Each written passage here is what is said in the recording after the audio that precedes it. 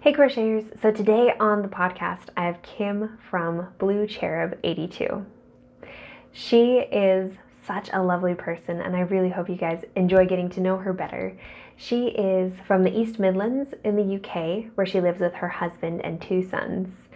A lot of what she makes are amigurumi, which are inspired by her children. Um, and she makes them for craft fairs and as birthday gifts, and also to contribute to the growing pile of stuffed animals on her youngest son's bed. To quote her, she says, "I'm a big kid at heart, so making cute things out of yarn is perfect for me." I hope you guys enjoy getting to know her better as I have during this interview. So, thank you, Kim, for being on the podcast today. For asking. I'm excited to have you. I've known about you. Honestly, you're probably one of the oldest that I've known about, if that makes any sense. Like I've known about you the longest, because I'm I'm kind of a novice in most things. But Amber, Oh, yeah, yeah. yes, Amber told me about you like very soon, and then I think you were one of the first people to give my fledgling channel a shout out when I was at like 27 people, and like you gave me a shout out, and at like the end of the day I had 100 or something. It was just like, Really? wah! That's so nice. That's Yeah, good. it was pretty amazing. I was like, Oh, lovely. Kim and Amber are these really cool people. They're You so always nice. do that. When people say that, I'm really not. No, I'm sure it's true. I'm sure you're a really cool person. Oh, thank you. So I'm excited to have you here. Oh, So thank you. you've been on YouTube for like 6 years now. Yeah. So I'm curious, what is it that made you decide you wanted to do this? I I started watching because I got into crochet and then I learned a bit on YouTube and I started watching yarn hauls. I was really excited about Uh huh. American yarn, watching Ross, Smell Great. Is it Smell Great guy? And Smells Like Yarn, the podcast he does. Okay. And I've been watching him for years and years, and Sharon O'Yala and Nikki of Golden Jelly Bean. I used to watch her a lot. And as I got more confident in making things and watching these videos, I thought, I'm just going to do it. I'm just, going to try. And my first, I think, two or three videos, I was behind the camera and Mm-hmm. I didn't want to, I was like, no, I'm not going on screen. I won't show myself. Um, and it just went from there because I got so much enjoyment from watching them. I Uh huh. just wanted to to do the same thing and just see where it went. And it turned into this. I mean, I don't know where I am really on the journey or whatever, but it's fun, and I couldn't imagine not doing it. Yeah, It's strange; it just becomes a part of your life. that's awesome. So when did you start crocheting? It was 2010. I started, and I think the first thing I saw was that somebody had crocheted a bumblebee on Instagram, and I thought, oh, that's so cute. I want to do that. And then I started Googling and looking on YouTube, and I found Golden Jelly Bean had made a Kratos Sackboy Uh from huh. God. Is it Gods of War or God of War? And my husband is a huge gamer, so I was like, oh, how amazing is that? And I'm showing him, and he was like, oh, you could make stuff like that. So I wandered off down Mm-hmm. the little shop in town that sells everything, and I came back with a 3.5 mil hook and a one ball of yarn, and that's how it all started. And then And here you are. yeah, and everything that's in the garage. Um, we'll pretend it's not there. But yeah, I got some library books and tried to go from there. And because I'm left-handed, all the pictures in the book, I was wrapping the yarn the wrong way around, and I got a bit flustered. So there weren't actually that many left-handed YouTube videos then, but I found Mm, just enough to get single crochet, double crochet. But because I learned on YouTube, I learned the American terminology. So gotcha. crochet books, and I'm doing double crochets, and I'm like, all right. that double crochet, this is really loose. I'm sure it should be single crochet. And then you're like, it's Yeah. UK double, so it's US single. Um, and I actually messaged the lady on Instagram who'd made the bumblebee and said, "Is there a difference between UK and US?" And she went, "Yes." She says, "I take it you've been doing massive stitches." And I'm like, "Yeah." So yeah, YouTube really taught me everything I needed to know stitch wise, and then like Sharon Ayala's videos with her step by step tutorials, and I think I got the stitch down enough to know how to do the rest of it, and how to follow her even though it was right handed. And I just went from there. Really. I've not stopped ever. That's awesome. Yeah, a lot of my learning also came from YouTube. Like I learned how to like finger crochet from my mom when I was little, and I learned how to just do a chain. But kind of after that it was like, okay, YouTube. Yeah, Teach me. I think my grandma used to knit, my great grandma, but she passed when we were, too young to really get much of the knowledge from her. But I think she would have taught me right-handed because it would hold them this way, you do it this way, and get on with it. But because I got to do it on my own, it was like go. I Yeah. like to think my grandma's there behind me. She's like, "Yay for the fibre for the fibre arts, keep it going." I think she could do it in her sleep. She was prolific. It was amazing. That's impressive. I feel like you're pretty prolific as well. Oh, well, I'm thank I'm you. always amazed at like just how much you can do. The kids are very, like, forgiving. They don't like playing with me. They like playing with dad, and they're quite happy to sort of involve me, but know that there's gonna be a crochet hook in my hand, so I seem to get quite a lot of crochet time, which is nice. Nice. Or they Yeah, join that. in and they want to crochet with me, so that's nice. Mhm. I have a little production line going. And they can make the That's toys awesome. for me. So one question I wanted to ask that I forgot to write down was, where does the name Blue Cherub come from? It was actually a nickname I picked up, or I don't know, almost like chose for myself at school. When you tend to, I don't know, more so now, you give yourself a name, don't you, for more so for online presence and stuff. But it was I had a top, I suppose like a almost, and it had cherubs on it, and it was blue, and Uh huh. I adored it, and I wore it everywhere, and I'm sure I like wore holes in it. I had it on that much, and it was like, and I just pop up places and go, "I am the blue cherub," like it was my superhero name. Oh, I love that. From there, so um, it's just my goofiness of I couldn't think of it. Here's my superhero name sort of thing. Um, and it just went from there. I think I still have that top somewhere. I'm sure I've like squirreled it away because every time it's come to like it practically like a duster now. It's so beyond wearing and beyond fitting.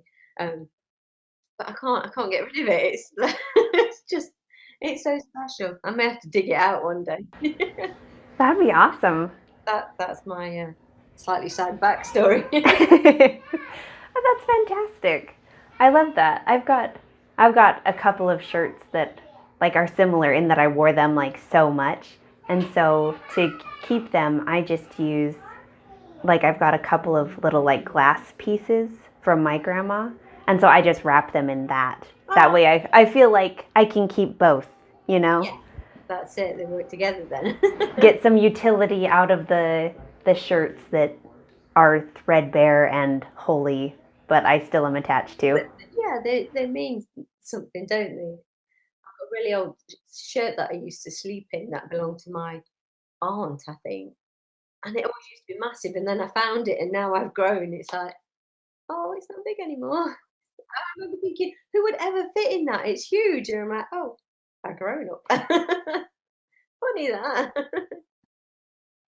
I've got this little like night dress that I remember wearing when I was little and thinking like it was really long. And I put it on Rachel the other day and I'm like, oh my gosh, she Oh, fits. she's so sweet in it.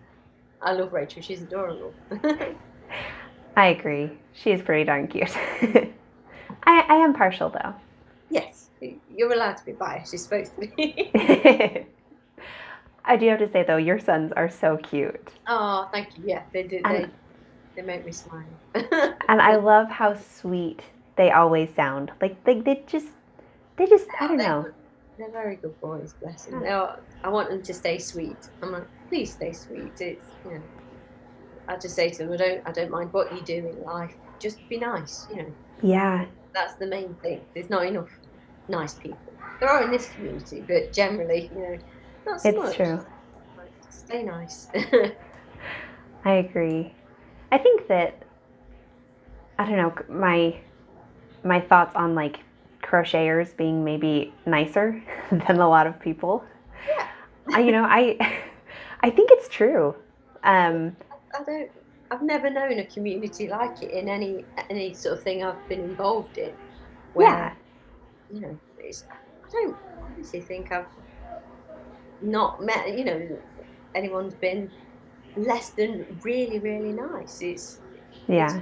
And it's not, I talk to quite a lot of people Oh enough yeah. for them to, if they were kind of just pretending to be nice, for it to slip or, Mhm. but they just genuinely are so nice. And I mean, the amount of people that look out for me and, send me messages and, just Yeah. here's a little something just because. And I'm like, that's amazing. So it's such a nice thing to receive and also to want to do for other people. So it's a That's so true. nice mentality to teach to the boys. Mhm. Why have they sent you that? I'm like, just because. Yeah. They wanted to say hi or something. And they're like, really? I'm like, yeah. So look how happy it makes me. And half the time they benefit from it. So I'm like, it's something we should all do. Yeah, just be kind. Yeah. There are people who do, the opposite. And I'm like, no. I think if more people just did tiny little things that may not even seem like a big thing to them, it means the world to somebody else. And I think, just do it. Why not? What can it hurt? I've been thinking about it a lot, and my theory or hypothesis is that crocheters or people who work with their hands. I say crocheters because that's who I am. That's who I relate to. But we use our hands to make things, and like through making it, like we become happy. Yes. Because we have joy through making it, and then almost always we're making it as a gift for someone else. Yeah. So it's just like a very selfless process. Yeah. And there's something nice about seeing someone else getting enjoyment out of something you've made. So you've enjoyed making, Oh yeah. and then you give it to them, and they can, it's either a practical gift or it's, just a frivolous, because it's so, you can make it so personal. You can make something Mhm. that you couldn't just go out and buy for them. Yeah. And you can customize the color, you can put their name on it, you can, write down to an obscure show or something they watch and make them a toy from it or something. And Yeah. you've thought about them and only them. And I think it's such a lovely thing to do. And it would, I've done some stuff for Jack where he's picked a character out of a book he likes, and I've made him that toy. Mhm. And it's Oh, that's a lovely awesome. thing to be able to do, to say, he read that, he drew a picture of it for me, and I made it, and no one else has got it. It's such a nice thing to do, and I think for people to have that joy of being able to do that, I think it would improve people's mood and outlook, and it would make them hopefully a lot happier. It certainly does me. It's such a nice thing to be able to do. Yeah, the world would be a better place. Yeah, definitely would. And I wouldn't have the biggest. Well, I haven't got the biggest yarn stash, but Paul could see other people's yarn.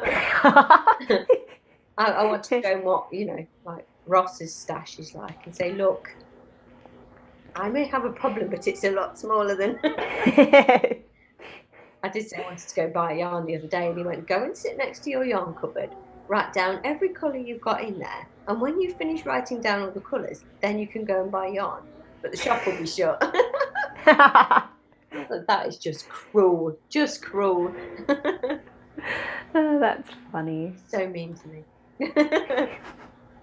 And there are certain yarns for certain projects. Exactly. Certain colors. It's not playing that game, it's not. It's like, I've heard all your excuses. Like, but it's on sale. That doesn't cut it either. So now my final one is, it's my money, I'm going. That's a good one. They didn't have any. I was very sad. I went and looked and there wasn't any. Oh dear. It's probably good in the long run. But I did find myself looking at the cupboard thinking I need a different shade of pink earlier. I probably don't, but I needed a light pink. Could I find one? No. But I think if I'd have said, and we actually went past like the one craft store we have in the UK, Hobbycraft, and we went to the toy shop right next to it, and we went in, and I just, just looked as I went past, and I got it from in front of me and behind me. Paul went, eyes forward, and Tobin went, Mom. No fun. I was like, you wait, Tobin. Oh, that's hilarious. So yes, I failed epically at buying yarn today. It was so sad. I'll hold on. I'll manage without light pink for now.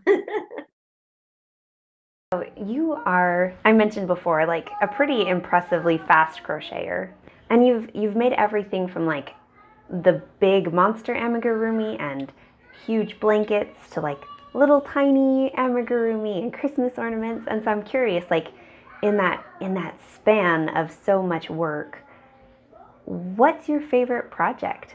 Or is there anything that like really sticks out to you? Ones that have been have looked really daunting, like the aha, I've done it moments. The first time I made a Mario sack boy. Again, at Golden Jelly Bean. I adore her. She doesn't really make videos anymore. She's got a young family now, so I think the crochet's taken a backseat. But she's done a Sonic sack boy, which I've yet to make, and she did release a book where she had all the different superheroes in, all based on the Little Big Planet sack boys. And I made a Mario, and it looked like hers, and I was just amazed that I'd done it. It looked so tricky, and I was like, I can't do that. That's just amazing. And then I did it. And the first Heidi Bears, like African flower pattern I made a hippo for my mother-in-law. I don't think I can do this. And I did it, and it was just, I was so proud. And obviously your patterns as well. You look at them and think, it's just too perfect. There's no chance. There's no way I'm going to do that. And I think making the alpaca, the construction of it and the bobble stitches, and I thought, there's just no way. And then I made him. I was like, And it's so cute when you're done. So I definitely did a woohoo, and the adding the fleece to it as well. When I made the elephant for the first time, it's just it's a eureka moment, and they sort of really stand out as things that challenged me. And I did them, and they will always stick with me as favourites, I think. Yeah, So I like that. Yeah, just loving the ones that you're like, I did it. Yeah, just you think I'm not gonna be able to do that, and sort of convince myself that it's not going to look anywhere near as good. I can't do that, and then that really did with the stick and some string. Really, Mm-hmm. you can make such cool things, and it's it's definitely a sense of achievement when you do something like that. I agree. I like that. I'm gonna remember that because I think one of the things I maybe struggle with is not letting myself have those eureka moments. When I do figure something out, it's just kind of like, all right, move on to the next thing. Oh no, always and have it's a like, woohoo, yeah. I have too many woohoos. Paul's like, stop. Yeah. I think I need to incorporate that into my creating, is remember to just be like, yeah, we did it. Definitely. I would constantly be, I mean, look behind you, they're amazing. That hedgehog's just so cute. I can see it Oh, sitting there. thank you. He's lovely. Yeah, I Yeah. would be immensely pleased with myself if I was you. I'd be like, I did that. I do have moments. I guess, yeah, I guess maybe my moment is, instead of being like, woohoo, I kind of go, Yeah. because I'm like, oh, it's so cute. And I have that Yeah, weird squeal. they do make you make that sound. It's every time you show something you're working on, I'm like, she did it again. She made me make that noise. Yep. Gotta make that. Yeah, you know it's passed the test then. It's Yeah. worthy, definitely. I did want to ask, because you are so fast, or at least it comes across as that you are so fast, do you have any like tips and tricks for people who want to crochet faster? I don't know. I would say just I think repetition. It does get faster. I mean, I was painfully slow, and the, you get the tension right, and you get into a rhythm with it. Um, but I would say if you can find a way to like stitch counts, if you're doing amigurumi, find a way it works for you. If you have to increase so many stitches, um, I've watched videos where people count up to the full, 28 or whatever all the way around. Whereas I just do, 1, 2, 3, increase, 1, 2, 3. Because I was finding with Yeah. having the kids around, you get stopped a lot. So it's like, I know I've done my increase. If I do have to stop there. But I think it really is just a case of keep going.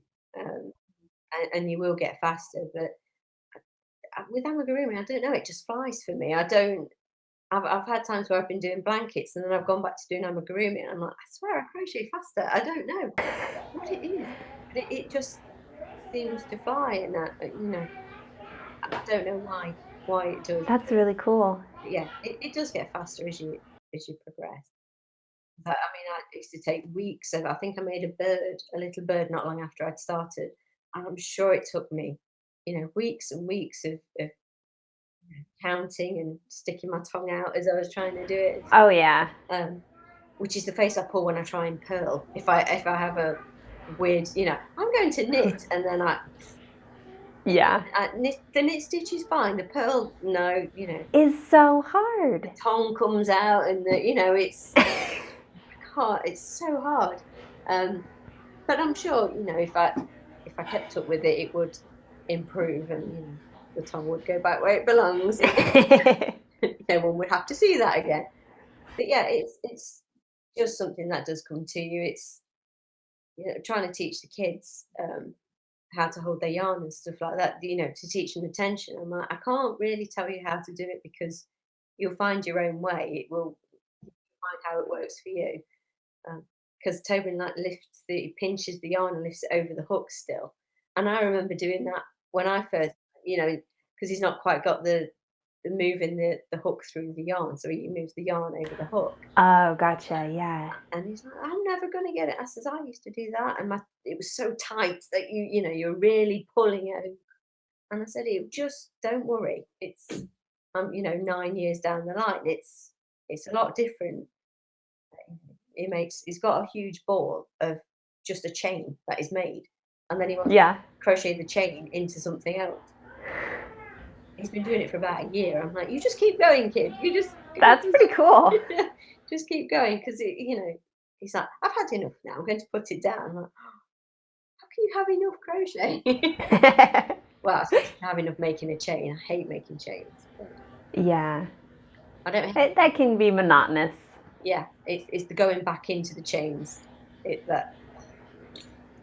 That's why I learned to do foundation crochet, like the foundation single crochet, because Yeah. it's so much easier than than having to go. It's true. Stitch. It's such a pain. And the tension's better too. Yeah, and you get more of a stretch, which is Mm-hmm. crochet doesn't stretch, and you're like, oh my word. It works. Yeah.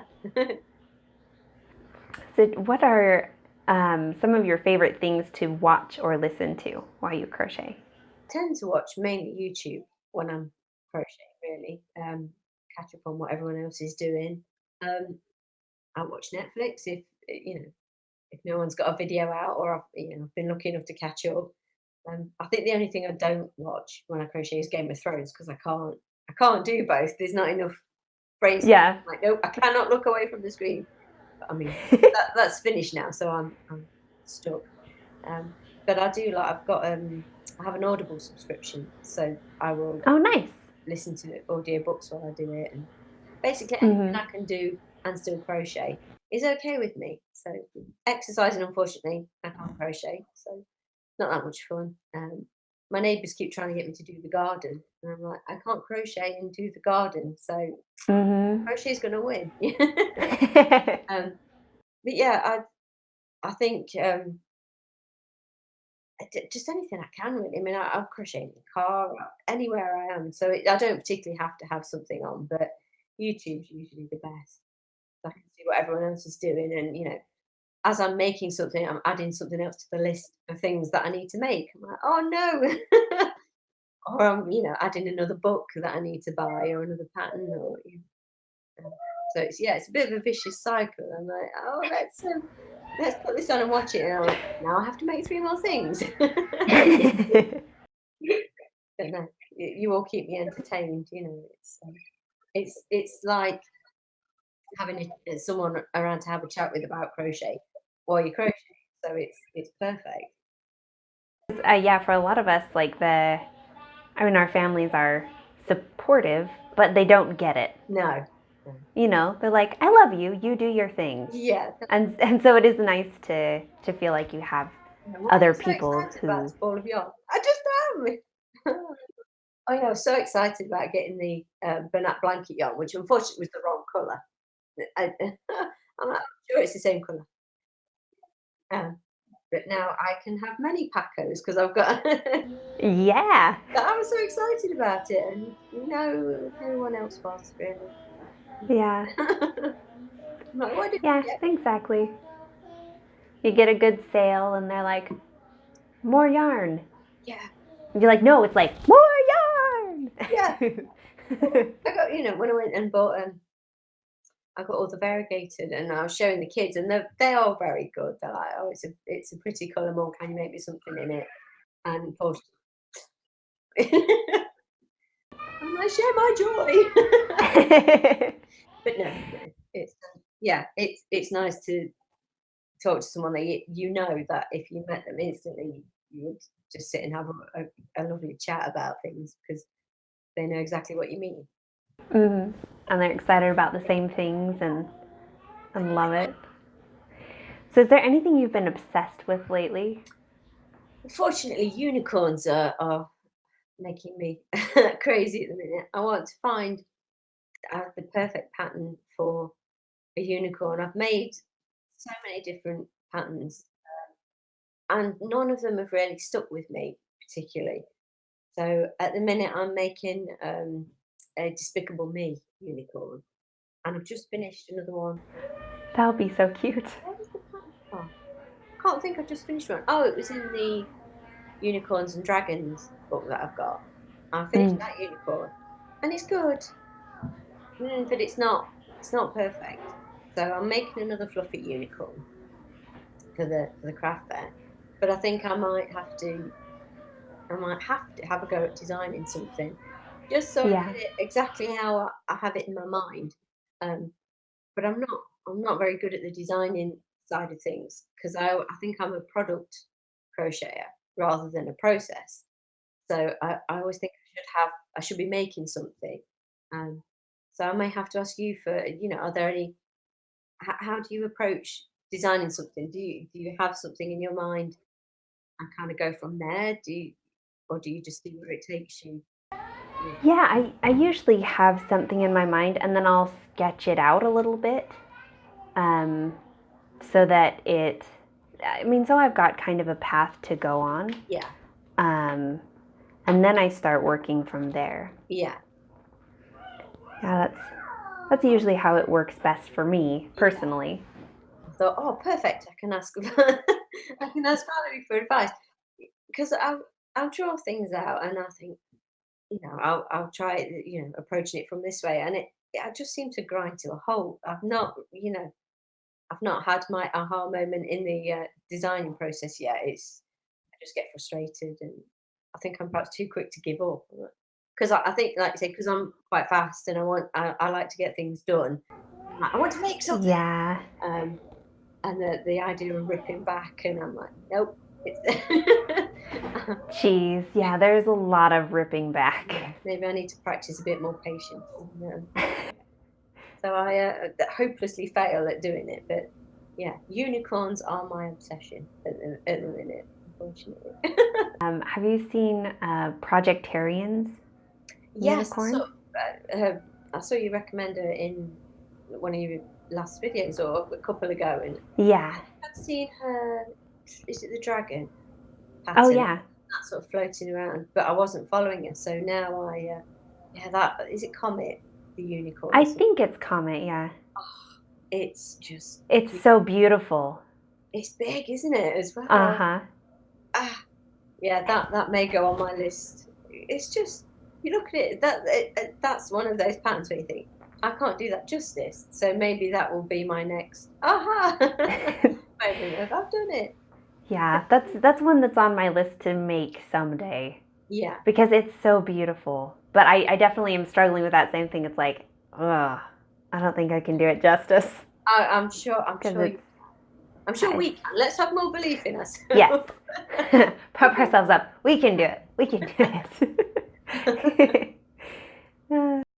We'll be we'll be messaging each other. I can't do it.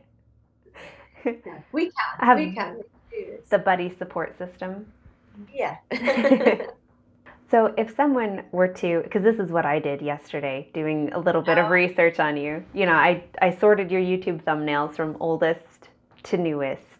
Yeah. And we just see your hair going from long to like shorter to shorter and shorter. And so I'm just curious, like I've never had as short of hair as you do. Is it as wonderful as I think it might be?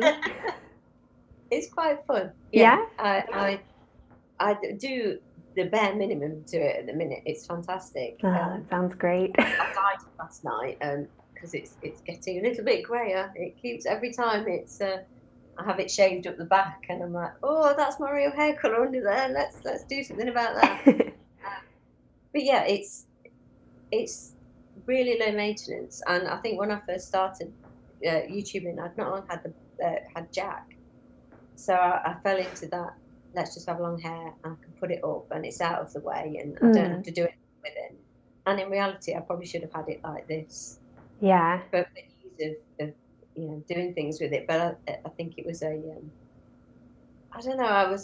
We got engaged just before I had Jack, so I thought, well, I'll grow my hair, and then I'll have long hair for the wedding. And 3 years down the line, we still weren't any closer to arranging a wedding, and my hair's really thick, so it was hot, and I was getting flustered with it, and I'm not very girly, which I'm sure anyone who watches me knows. I'm just not at all girly, so I never did anything with it. It was always up in a ponytail, and any attempt I made at doing anything fancy with it just was not good.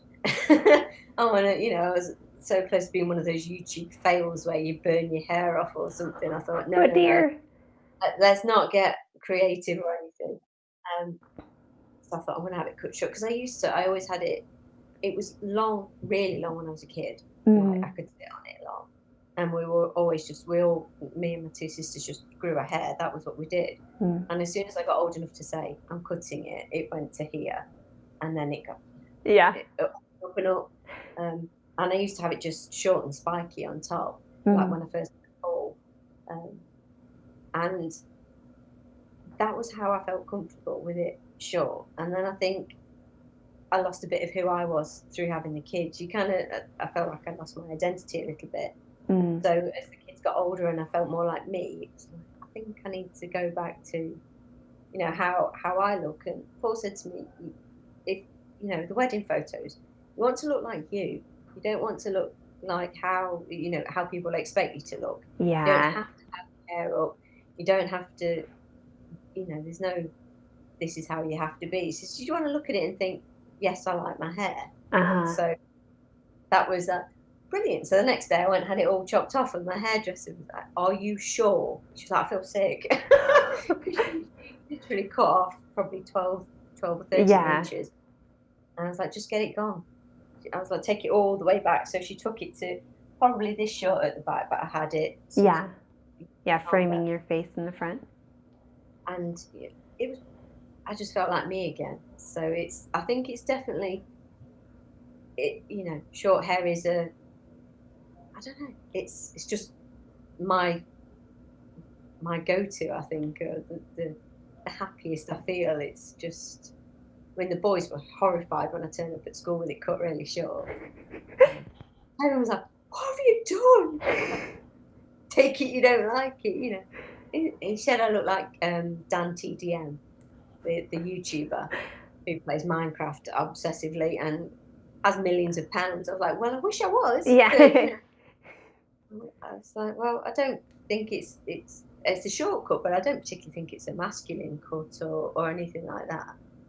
But it's interesting trying to get my hair cut now because I have a barber do it. Mm.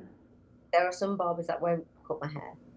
Really? I know, yeah. I found that quite strange. I was like, well, I'm not having a girly cut. It's Yeah. the barber I've gone to now, because my favourite one left. My barber, she left, and no one else at that place would do it. And I was like, oh, okay. So I went to see another one who previously cut the boys' hair, and he was fine. I was like, well, will you cut my hair? And he went, yeah. Yeah, it's like, it's hair. Yeah, I was like, yeah, fine. So sit down. Brilliant. Perfect.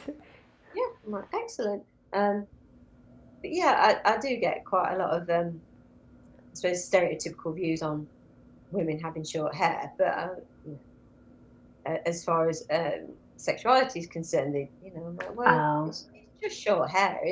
Yeah. Boys can have long hair, girls can have short hair. It's not a thing. It shouldn't be a thing. Yeah. Yeah, it's very liberating to jump out of the shower and be ready quicker than husbands and kids. Yeah, I was gonna say, that's the thing that sounds really nice, is to just be like, it's done. I like a pomade on my hair. It's brilliant. It smells like a fruit drink. It smells like Ribena. It's wonderful. Mm-hmm. And that's all I do. I walk out of the gym, and I think it's better for my hair. I don't straighten it, don't do anything to it like that. I don't, put any heat on it or anything. So it's lovely and strong. It's just going a bit grey, which is unfortunate. But have hair dye, we'll cover it. Yeah, like 5 minutes before I signed on to the interview, I was like, I need bobby pins. I can't find them because I wore my hair up in a ponytail yesterday, so I've got that, nice crease. So I was like, no, I love your hair. It always looks perfect and effortless, and mine would never do that. Mine would take 3 hours to, when it was longer, it would take some real wrestling to look kind of okay. And I'm like, this is too much work, because it doesn't look amazing. It looks okay. So I was like, no, off it goes. So in your yarn stash, you've got quite a few different types of yarn. Do you have a favorite kind to work with? This was interesting thinking about when I was looking through the questions. I think I've come upon one, and it surprised me. James C. Brett Marble Chunky I love it. The colour range is it's so pretty. And it's one of those yarns that is equally nice in knitting and crochet. It works up so nice. I made Jack a blanket and neck warmers and hats and things, and it's just so pretty. I haven't actually got any left, which is unfortunate. But it's a really nice yarn. I think all James C. Brett, all of that, the different range I've tried, has been, really nice to work with, really nice colours. But then for amigurumi, any DK really, I'm happy to work with. I mean, I have the joy of blanket yarn to add to my. Oh, oh, I've worked with that now, and it is beautiful to work with. But then I have a real soft spot for Red Heart Super Saver as well, because I'd see my first videos were watching people in the States, obviously, using Red Heart Super Saver, and I was thinking, oh. And I think I remember the first time I ordered Red Heart, and it was serious, Paul, I'm going to spend a lot of money. I'm going to order yarn from America, and he was like, "You're insane." And it arrived, and I thought, this is definitely the start of a problem. I am certified. I'm going to hoard yarn for as long as I live. This is the beginning. And it was so special. I'm like, I have red hearts. I've made it in life. It's such a, it's easier to get over here now. There are websites over here that stock it. But, to sort of, it must have been 2012, probably 2013, that I first ordered some, and it was literally, you had to buy it from, redheart.com. Interesting. And I hawked that tracking site. I was, like, when is it going to arrive? It was, dancing around at work. And what are you doing? My red heart's coming today. And I just had they just no idea what I was going on about or why I was so excited. But yeah, that for sheer the novelty of it and the excitement, that's got to be up there with one of my favourites as well, I think. That's awesome. I am an equal opportunity yarn lover, though. Oh yeah, yeah. If people are going to give me yarn, I'm not going to turn it away. I'll be like, oh, okay. Do you want some yarn? Yes. Mm-hmm. Do you want to know what type? No. Yeah, just bring it. Yeah. Yeah. So you've done quite a few craft fairs, and I'm wondering, do you have any tips or tricks for people who are maybe prepping for their first, or? Probably try and get an idea of your audience, who you're going to be selling to. With mine, they're mostly at schools, so okay. I will aim for pocket money type items. Our summer fair is usually on a Friday, and I know parents are getting dragged around. Can we play this game? Can you buy me those sweets? Can I have this? And I think having anything too big is going to be out of their price range, or they don't necessarily go expecting to buy a big item. I have sold a few bigger items because someone's thought, oh, that will be a good present for anything upcoming. Whereas a Christmas one, you can have the bigger items because people are thinking, oh right, well, I'll get this for Christmas. But just be careful of Christmas craft fairs too close to Christmas, because I've done those as well, and people have already bought the presents. And I've had people say, oh, this would have been great for so-and-so, but we've already... So try and have lots of little things, I think, just to get people interested, because I tend to sell fairly cheap for what the items are, versus things I've seen. But I think you have to work to your area, and if I'm happy with what I'm selling it at, then so be it. I would rather sell 4 or 5 things than not sell anything. But I've had return business from it, and just to see those octopus I made on keyrings, to see like 7 or 8 of them bouncing into school on school bags the next week is cute. Brilliant. And people kids who go to the parties, and they'll say, I still got the present you made me last year, or things like that. So they always think, oh, I'll check out. It's usually, oh, Tobin's mum got a new backpack thing this year, or things like that. So, and I'll try, and if there's a Facebook page or something like that for the event, try and pop on there, put some photos on there, so that they know what you're going to have, and if there's a bigger item they're looking for, they can perhaps plan to bring the money for it, or if you get a lot of interest in a certain item, to make more of them.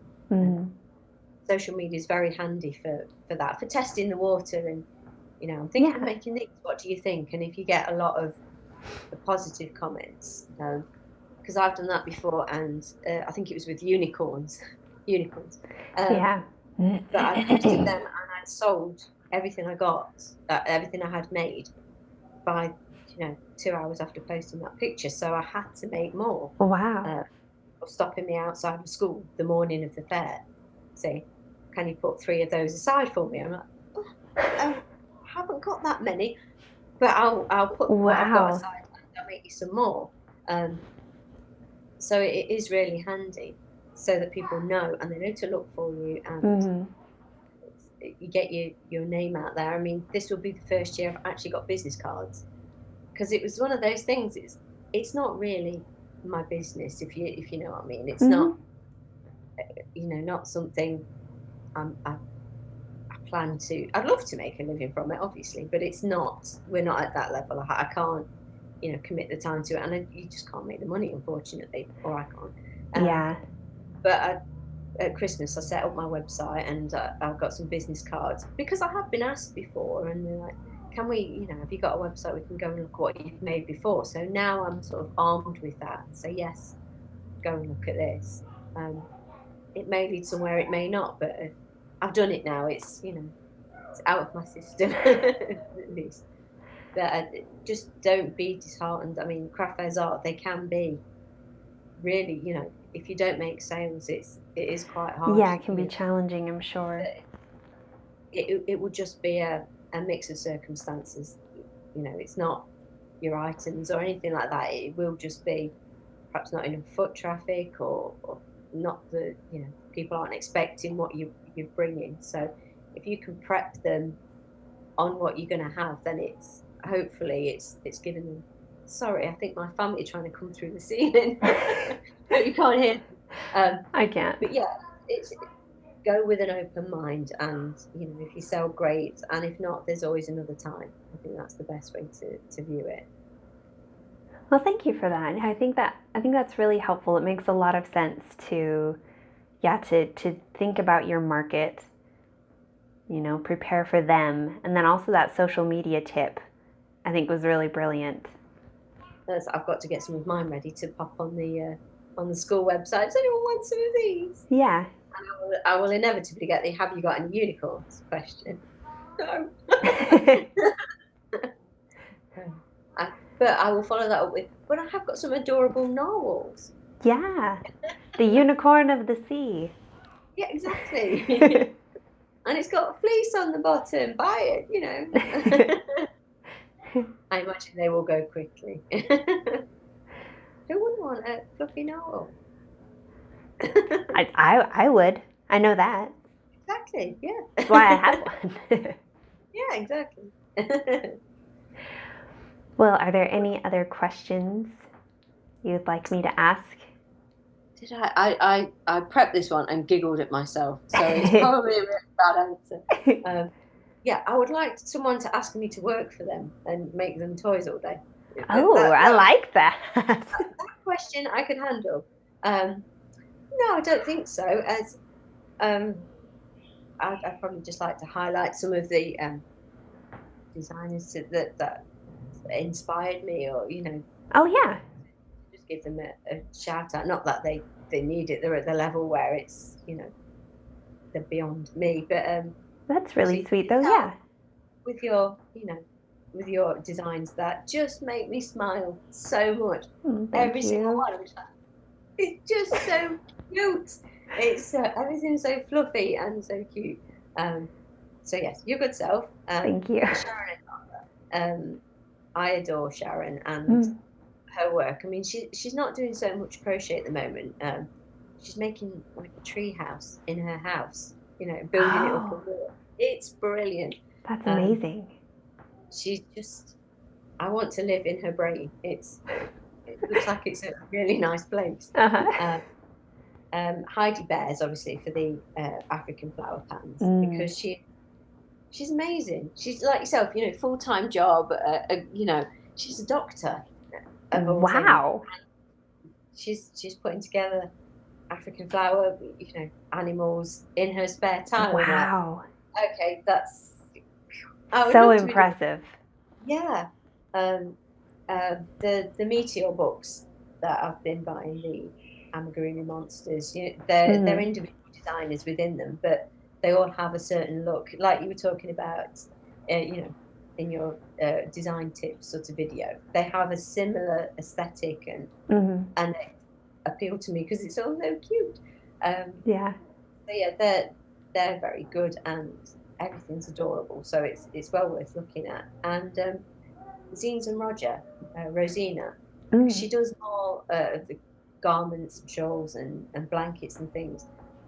But I don't know, there's just something about her design work that it's so lovely, and you see so many shawls and things like that, and that, with the greatest respect, they do tend to, you get a bit numb to it and think, oh, it's another shawl. But with her, I mean, she made a scarf, and the stitch was so interesting that I accidentally signed up for the wrong crochet magazine to get it, and then realised I'd read it wrong, and it was another crochet magazine that I had to actually then go and buy. Oh dear. So 2 subscriptions to whoops. But yeah, it's just, I think certain designers just catch your attention and make you think, I need to do that. Cooked by Robin is another one. She's makes me like obsessively have to make her things. Um, but she's just done an amigurumi, and it's a cat with a mermaid tail. Oh, so cute. Oh my gosh, I'm like, it's all of the things. I'm like, my brain can't handle it. It's too much. But yeah, they were the ones I sort of noted down as people that caught my attention and inspired me. So I thought I'd mention them. Yeah, thank you for sharing that. I need to look up those people, make a list after this, and go check them out. With a mermaid tail before you know it. Yeah. Well, knowing me, it would have a mermaid tail and a unicorn horn. Don't. And a flower crown. Oh no, don't. Later on, I'll be like, I've made some additions to the pattern. It's got a horn and a crown and flowers. Oh dear. That'd be so fun. This is why crochet would be dangerous if we got together, because there would just be rainbow unicorns everywhere. Wouldn't it be amazing? Like, I don't know, I have this dream of like this crochet convention where we just like all come, and it's just like, and I can't even like go there. Oh, my cheeks are sore from smiling so much. Okay. Your family be like, what's happened? I got too happy thinking about yarn. I've got cramps in my cheeks because I had a really great talk with a person about yarn. Oh, well, that's the best way for it to happen, I think, isn't it? Yes, indeed. Man, wouldn't it be so fun to just have a crochet convention, and like you see these people from all over the web, like people who are like intense, like fashion designers around crochet, and like have them do like a fashion walk or something where we could just like all see it, and then you'd have like other people doing like their tapestry crochet, and you can like just go and admire all of their work, and then the amigurumi, and just like be inspired by all of these people, and then like also have a bunch of like little nooks and crannies where people just sit in little groups and just talk by fireplaces and crochet and like hop around and get to know people, and with tea and cake and all the joy. Yes, all of the snacks, all of the, all of the beautiful yarn, just like walls of it. I like about, like say about the crochet community, you could have a group of people all together like that, showing each other what they've made, and it would inspire them even more. Yeah. No envy, well, maybe a little bit of envy, but no, it's everything I've seen where people show what they've made, it just spurs people on even more. And I think that's a really unique thing, and it's such a lovely thing where it will just create more joy, more inspiration, more creativity. Yeah. It just feeds on itself, and it's brilliant that Yeah. it does that. Where there's no like, well, I don't like that, or I wouldn't do that. It's all people just building on each other's work, and it's fantastic. Yeah, it's not competitive. No. It's very supportive and Yeah, definitely. and builds on itself. And everyone just goes, I need to make that. I need. It's true. It's so true. The yarn sales would be through the roof at a place like Oh that. my You're like, gosh. I want to be that old yarn now, obviously. I have to make that as well. Yeah, that would be so fun. Maybe someday we'll make it happen. Yeah, let's hope so. We'll win the lottery and, Yes. take over one of those cruise ships and, off we go. Wow. Leave all the families. They could, Yeah. That would be a big waiting area with a lot of sad people, wouldn't it? What you do? Waiting for the family. I've lost her to the crochet again. Yeah. She's gone. They say she'll be back next week. I guess we'll see. Who knows? Oh dear. Well, this has been so fun. Thank you for being on here and for being willing to let me interview you today. Oh, of course, definitely. Clearly, I've enjoyed it since I've had to massage out my cheek muscles. Oh dear. I'm sorry. I'll give you face cramps. You don't need to be sorry. I mean, clearly they need exercise if they're cramping already. See, more woohoos. Yes, more woohoos. That'll be great. Oh, well, thank you again. I've really enjoyed this. Yeah, me too. Thank you for asking. It was when you messaged, I was like, oh, no, I can't. Oh, what would I say? Like I said to you, I got silly, giddy, and like, oh, I don't know. I haven't words. Yeah, no, it's lovely, and there were interesting questions to think about, and trying to put into words what we do every time we turn the camera on and why we do it. And it is an interesting thing as to why it's why people do gravitate towards it so much. But yeah, it's just so much fun. It's true. And isn't that the best, to just have something that is fun, that also is fun for people to watch? So it's just like just sharing in the fun, which I hope that's what people watching today, or when they watch this, will get out of our interview is just fun. Yeah, let's hope so. Have fun, people. Wise words to live by. Well, thank you, Kim. Have fun, be nice, say woohoo. And everyone's life will be a little bit better because of it. Yeah, let's hope so. All right, well, thank you. Isn't she great? I had so much fun. This was our first time actually talking in person, but it felt really natural for me, talking to an old friend, because we've communicated so often through messages and comments on YouTube and things like that. And she and I were talking a little bit after the interview about how incredible it is to have this opportunity to to have people that you can feel close to through the internet, and just about how supportive and beautiful and uplifting the crochet community is. So thank you all for being here. I really hope you've enjoyed this, and until I talk to you next, take care.